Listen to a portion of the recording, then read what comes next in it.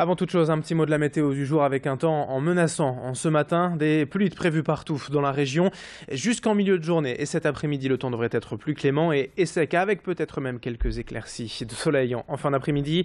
Les températures en tout cas sont en baisse, 15 degrés pour les maximales. On en reparle avec la météo complète après le journal.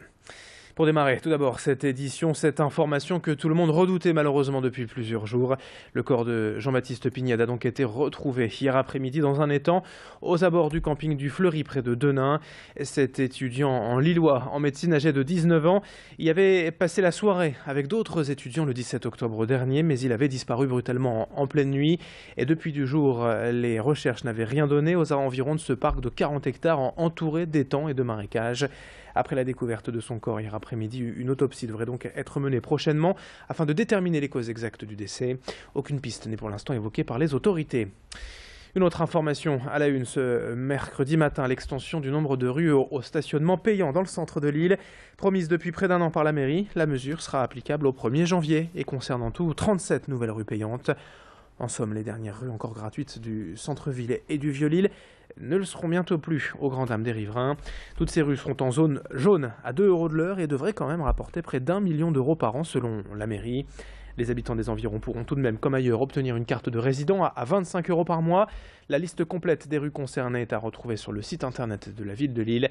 On écoute quelques-uns de ces passants et riverains dans le Vieux-Lille hier au micro de Louis Caillet. Un peu de la recherche d'argent, je pense, de la mairie, on va dire. Paris, voire Empire. On a été voir le Parc Mètre tout à l'heure, c'était combien? C'était 4... Oh, je sais plus combien c'était, mais enfin pour 4 heures, c'était déjà une bonne petite fortune. Peut-être pas assez de place dans l'île pour se garer, il faudrait construire des parkings. Pour l'écologie, oui. Après, je pense qu'il y a beaucoup de personnes qui ont quand même besoin de leur véhicule parce qu'ils vont à des endroits précis. J'ai pas de voiture, mais si j'en avais une, ouais, je pense que ça me ferait chier. Je pense que c'est surtout pour forcer les gens à marcher, déjà, première chose. Et seconde chose, c'est pour avoir des caisses, enfin avoir de l'argent dans les caisses, tout simplement. Ça reste des impôts plus ou moins indirects. Voilà. Donc, désolé pour vous, les Lillois. L'actualité en images ce matin sur Grand Lille TV, c'est également ce nouveau marché dans le quartier de Lille Sud.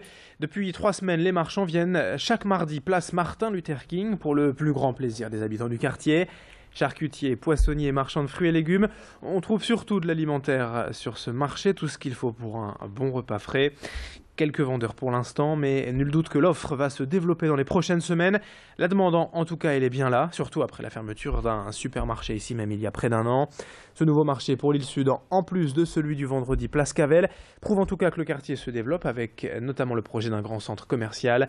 Écoutez la satisfaction des riverains, des commerçants de ce marché, hier au micro de Céline Huret. C'est positif, ça permet surtout aux personnes âgées qui n'ont peut-être pas de moyens de locomotion, qui ne peuvent pas aller facilement chercher des produits frais, poissons, etc. Dans les supermarchés d'alentour, de l'avoir là tout près de chez elles. On dit toujours qu'un marché c'est un poumon dans une ville. Alors le but effectivement c'est de déplacer, que les personnes se déplacent. On a démarré il y a 3 semaines et les retombées étaient très positives, les gens étaient ravis. C'est bien, il était temps que quelques commerçants arrivent comme ça parce que le quartier devient triste depuis qu'on n'a plus à Intermarché. Hein. Et aujourd'hui j'ai acheté de l'arrêt, des crevettes, oui. 7h34 en direct sur Grand Lille TV. Dans le reste de cette édition, on s'intéresse à cette nouvelle manière de se faire livrer ses plats à domicile avec la société Take It Easy, une start-up belge créée il y a 2 ans qui propose la livraison à vélo. C'est la vraie différence en fait du concept, car pour le reste, comme d'autres sites, on choisit son restaurant dans une liste et on commande ses plats en ligne. Attention tout de même, l'établissement doit être à moins de 3,5 km du domicile. Le site permet en prime de suivre l'avancée du livreur en repérant sa position sur une carte. Cette particularité, c'est la marque de fabrique de l'entreprise. Tous les livreurs doivent être passionnés de vélo, c'est un véritable critère d'embauche.